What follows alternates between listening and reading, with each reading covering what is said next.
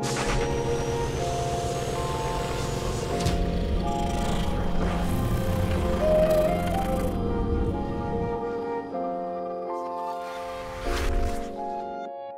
is it going, everybody? My name is JustJarrod. You guys can just call me Jared. Welcome back to another No Man's Sky video. This one's going to be relatively short, I'd imagine, unless I ramble on for 20 years, which is a possibility, but that is the nature of the channel. Hope you guys are having a great day. So, a day or two ago, I don't know when this video is going up, the Esrb decided to go ahead and release their rating for No Man's Sky. And it got T for teen. And this is rated while on the Xbox One. So the Xbox One version, which means it'll be the next version. Says it is a fantasy violence game, which Sean didn't really agree with on Twitter, but hey. And the rating summary. This does go somewhere. This video has a point. I'm going to read you the rating summary. Here we go. This is a space exploration game in which players assume the role of a planetary explorer on a quest to reach the center of the universe. From a first or third-person perspective, players travel between systems to explore alien worlds for resources, to upgrade equipment, and to discover unique life forms.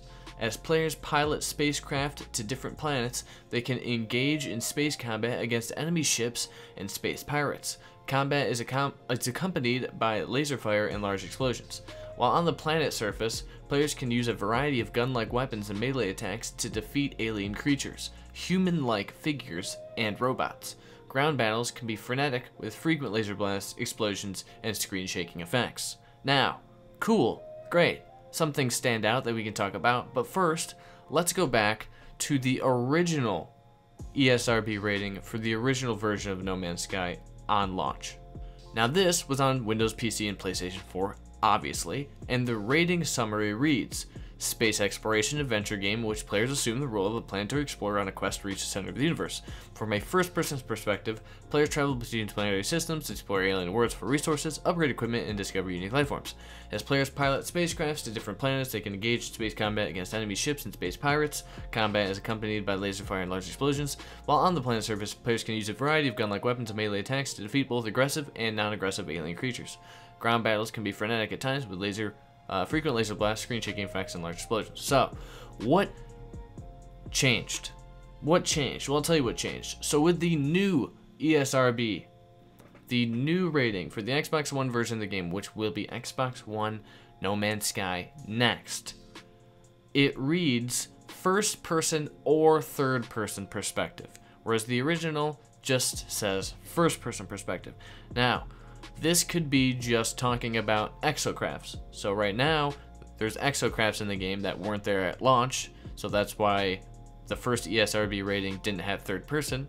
Or third person could also be referring to being able to see our player and play in third person, because we know we have player models now. So you could take that either way. You could take that because we have exocrafts, which is, you know, third person, or you could take that as we'll be able to walk around in third person and see ourselves. Who knows? But the more important part, the only other change in this entire ESRB rating, is this sentence right here. While on the planet's surface, players can use a variety of gun-like weapons and melee attacks to defeat both aggressive and non-aggressive alien creatures. That is the original.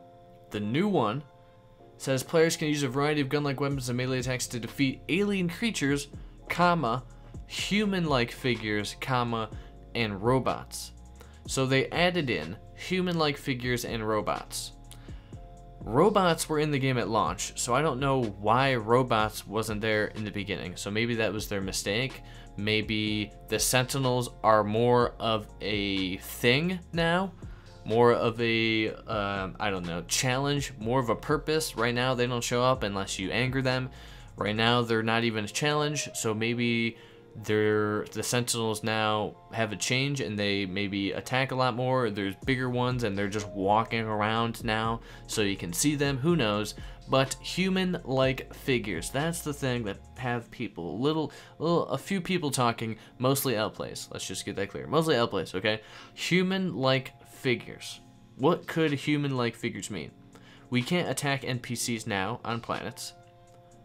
Human-like figures. Now, there's a variety of things this could be. Well, no, I don't know. This is tough. Okay, so LPlays tends to think that the T-Pose dreamers are going to end up being an enemy that we have to fight, and that's what the human-like figures in the Esrb are talking about. Some people say the human-like figures are just fauna that have 2 legs and look kind of human-like, right? Because there are some fauna that, you know, walk around, like you've got the Gek that walk around, that could be considered human-like when they're just fauna, they look like Gek. And you have some other crazy renditions of human-like fauna.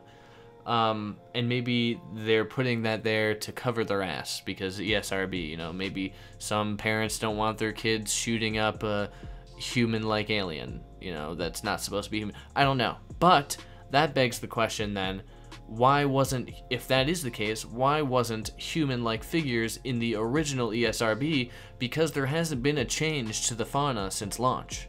There hasn't been a change. You know, everything we've seen then, we can see now, but and vice versa, for the most part, I'm pretty sure. So there's not been an update where they're like, here's new creatures or here's new variations. There hasn't been that to fauna. So the quote-unquote human-like figures, if they're referring to fauna, should have been in the first ESRB as well, if that's the case. So I'm taking that out. So human-like figures. Could that be considering multiplayer?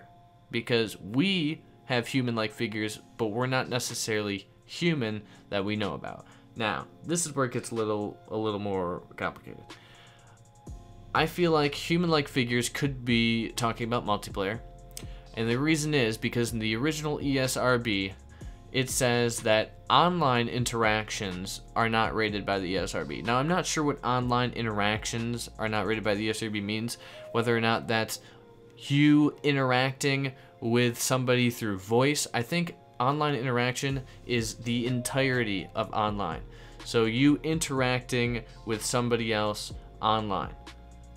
The entirety of the conversation, the confrontation, whatever it is. And that was not rated by the ESRB at launch.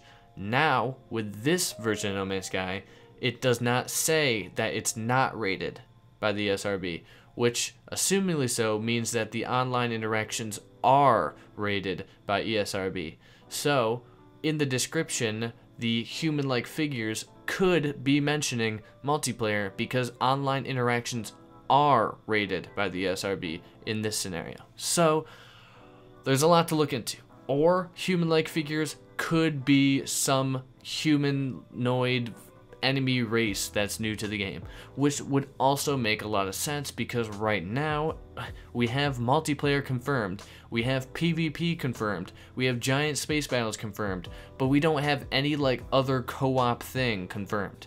Right now we know you can have giant space battles, you can build bases, and you can explore together, and you can fight other people.